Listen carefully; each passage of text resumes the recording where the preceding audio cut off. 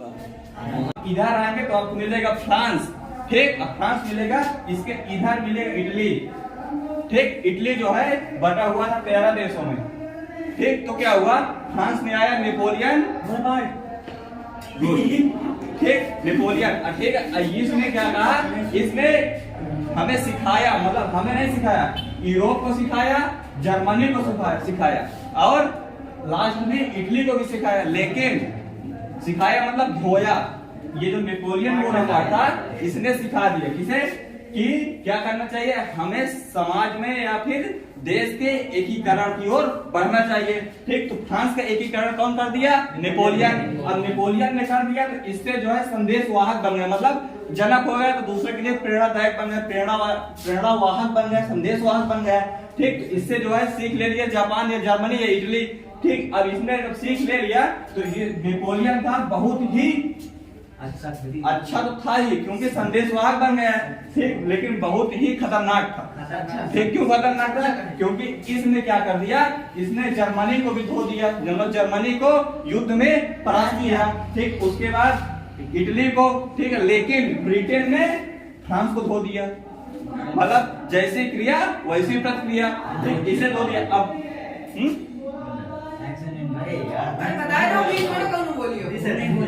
ठीक है, इससे क्या होता है ना, फ्लो जो है बिगड़ जाता है, ठीक।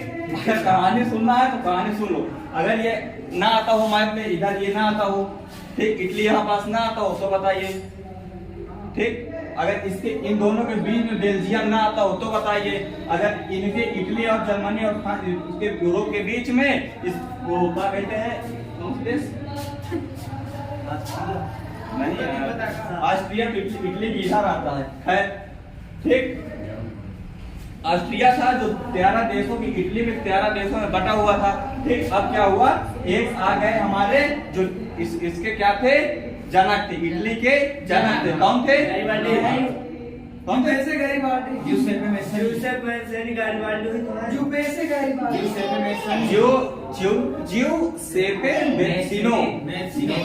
ये जो थे, इन्होंने क्या किया था, प्रयास किया था, सुनो, इन्होंने सिर्फ प्रयास किया था, लेकिन प्रयास इनका क्या हो गया था, असफल। फिर इसके बाद आए थे इमैनुअल जो थी, ठीक, उनका भी क्या हो गया था, प्रयास असफल। तो एक जो आए थे मेजनी साहब जी आए थे, ठीक, मेजनी साहब जी आए थे, उन्होंने इसके जनक जो है मेजनी साहब को कहा जाता है, ठीक। इसके सर इटली के जनक। अब कब इसका एकीकरण हुआ, 1870 में, हाँ 1870 में। अभी जो मेजनी साहब थे एक इतने अच्छे इंसान थे, इन्होंने ये कहा था कि अगर देश को क्रांति में, मतलब देश को क्रांति में बदलना है, देश में क्रांति लाना है, तो शासन जो है युवाओं के हाथ में देना चाहिए, ठीक। मतलब युवाओं के हाथ में दे दिया जाएगा तो क्या होगा, देश में क्रांति बहुत जल्दी आ जाएगी।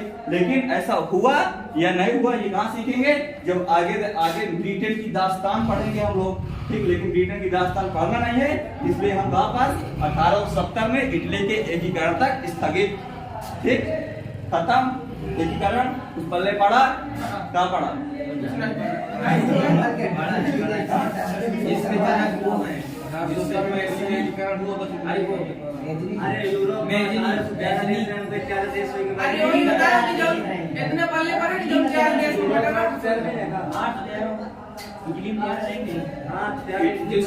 एक का नाम भी था जो आपके उसमें पाठ्यक्रम में जो सार्डिनिया पीडमांड, ठीक, उसका भी नाम भी आपके सब्जेक्ट में है। बाकी जो परा ऑस्ट्रियन, ठीक, ये जो नाम थे ये सब अलग है, आपको मैप में मिल जाएगा सब कुछ, शासक थे और इन्होंने प्रयास भी किया था इसे, लेकिन कर नहीं पाए थे, क्योंकि क्या हुआ था, 1848 में युद्ध भी हो गया था, इसलिए नहीं हो पाया था, ठीक। लेकिन आपको ये सब कुछ नहीं लिखना है, आपको सिर्फ पूछा जाएगा इसके जनक कौन थे, इसके एकीकरण कब हुआ, अगर पूछ भी ले तो कहानी लिख के चले आइए। बस यही तो लिखना है विवेचना में, विवेचना में क्या लिख दो यार, 2000 शब्दों का नहीं आएगा, वो कहेंगे तो 20 शब्द 50 शब्द, ठीक। अगर आप कहेंगे तो इसे 250 शब्दों में लिख दूंगा, ठीक। लिखोगे तुम 250 शब्द में लिखेंगे, बताओ अभी तक जितना बोला वो 250 से ज्यादा ही है, और सब कुछ लिखना है। ठीक, अब तुम तो आज लाई हो ह्यूमन क्लास, पेपर एकीकरण लिख पाइयो कि ना लिख पाइयो? पक्का।